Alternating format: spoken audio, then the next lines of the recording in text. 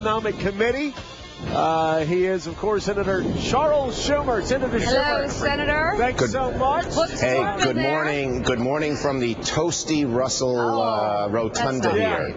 That's exactly. Not right. Now, we understand that you're going to be sending a letter to the White House urging the administration to stop any governors from having the authority to adopt some parts of the bill while rejecting others. Is this your way of telling governors to put up or shut up? Yeah, I think some of the governors, not all, Governor Schwarzenegger and others have been very strong about this.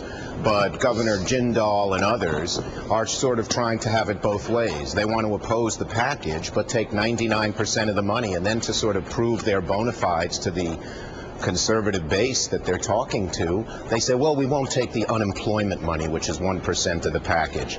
But this was never intended by Congress to be an a la carte menu. You either take it or not. And in fact, not only do unemployment benefits help those who most need help, this is hardly compassionate conservatism, but they get the money into the economy more quickly than most of the others. It's a complete package. They ought to take it or leave it and stop playing the political games that they seem to be playing, trying to have it both ways.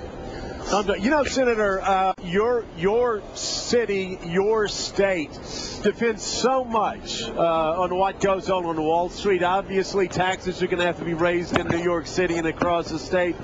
What would you like the White House to do we've been talking about how you get Wall Street and the investment community more confident that the banking situation is going to be taken care of.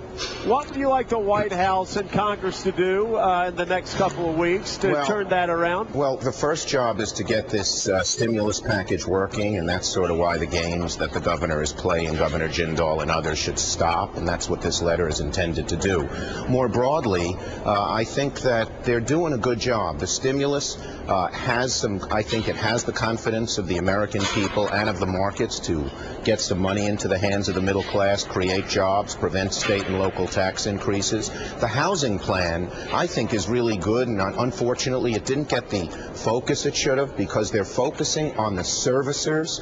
2/3 of the servicers have agreed now to refinance mortgages. That's a major change, and I think it's going to help us stem the tide of foreclosures, and I think when the markets learn about that, they're going to get some confidence.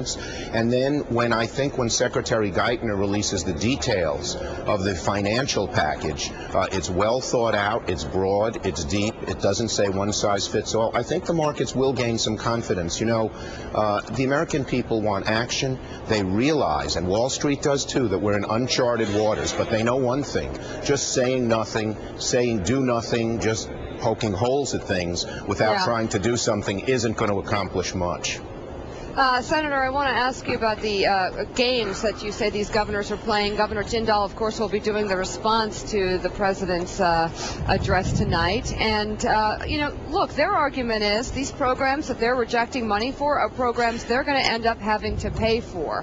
They don't want to get into that. Doesn't that make sense? Hey, if Governor Jindal said I'm for 99% of this package, and it's a good package and Louisiana needs it, but I'm not taking this 1%, even though it's for the unemployed, that's fine. But he's railing against the package and then taking almost all of it and just trying to find a little fig leaf to protect himself. That's not how this package was designed. Money is starting to go into the states right away. The unemployment benefits, extending them for a few weeks, raising it by $25, most Americans support that. And to sort of pick the package apart, if every governor did that, we'd be much more sure of not getting out of this economic crisis than we are now. Take it or leave it. I believe they should take it, and I think if they're faced with the choice, they'll all take it. But they want the rhetoric. They're running for president already, and it's not the right thing to do at a time of crisis. Senator, as I understand the issue that the Southern governors have, and this is sort of unique to these Southern governors, is that they all have tax incentive law to entice businesses down there. Some of them very successfully. Obviously, a BMW manufacturer's gotten down there, Mercedes, etc. And it has to do with some of the tax benefits that have to do with unemployment insurance and some things like that. And all of them have argued, not just Governor Jindal, but Governor Barbour of Mississippi and Governor Sanford of South Carolina, that if they take that money, they have to change their law.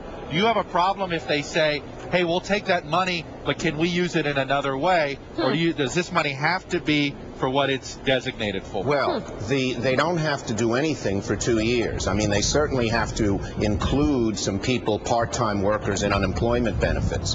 But they don't have to raise taxes or do anything else for 2 years. And let me tell you, if this package is rejected, they're going to be in much worse shape and have to raise taxes a lot higher than they have to right now. So I think that this is what Congress mandated, and I wouldn't mind if Governor Jindal got up tonight and said, I'm for 99% of this package, I'm taking it, I don't like this one provision. But he's not. He's railing against the package and then sort of quietly saying, you know, give me the money. It's a little like Sid Caesar, you know, I don't like the package, but send me the money. All right. Thank you so much. Sid Caesar, you know, Sid Caesar would say, no more applause, no more applause. You just lost half the audience. You know what, though? Wow. You may have lost our 25 to 54 demo, but Senator, I love the Sid Caesar reference. Who's going to play Imogene Coca? Yeah, exactly. And who's going to know what we're talking about? Particle, please. Yeah, exactly. All right. Wow. Chuck Schumer, thank you so Enough much. of this show. Enough. We'll see you tonight. Coming up next, we've got Robert Gibbs. He's with us also, Secretary of Education.